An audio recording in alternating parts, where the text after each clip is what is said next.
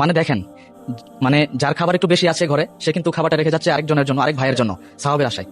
আর যার খাবার নেই বা যার খাবার প্রয়োজন, সে কিন্তু তার নিজের খাবারটা এখান থেকে নিয়ে নিচ্ছে ফ্রি। এরকম সিস্টেম যদি থাকে যে আপনার বাসায় একটু খাবার বেশি, আপনি আরেক ভাইয়ের জন্য এখানে রেখে গেলেন, আবার তার যখন খাবারটা মিটে গেল, সে আবার খাবারটা রেখে গেল, এই যে একটা সেবামূলক যে একটা কাজ, এই বিষয়টা কিন্তু আমাদের বাংলাদেশের মধ্যেও হওয়াটা আমি উচিত বলে মনে করি। Are you serious right now, bro?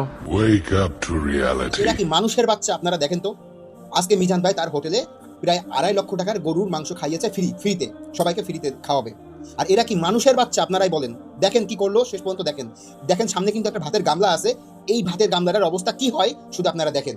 ঠিক আছে, দেখেন, ঠিক আছে, এই যে সাদা পাঞ্জাবি, মাথায় টুপি, এর দিকে খেয়াল রাখেন, দেখেন কি অবস্থা হয়।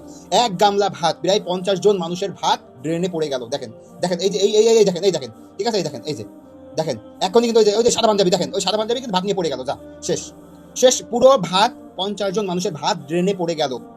মানুষজন এত অবস্থা খারাপ, দেখেন কারো মনে কোনো অনুশোচনা নাই, ভাত নিতে হবে, দেখেন ড্রেন থেকে তুলে নিচ্ছে। আপনারা দেখেন, ওই দেখেন ড্রেন থেকে তুলে নিল, আমি আবার দেখাচ্ছি, দেখেন ড্রেন থেকে ভাত তুলে নিচ্ছে, ভাত তুলে নিয়ে খাচ্ছে। আরে অবস্থা, মানে এরা কি মানুষ? তো এই যে একটা সেবামূলক যে একটা কাজ, এই বিষয়টা কিন্তু আমাদের বাংলাদেশের মধ্যেও হওয়াটা আমি উচিত বলে মনে করি।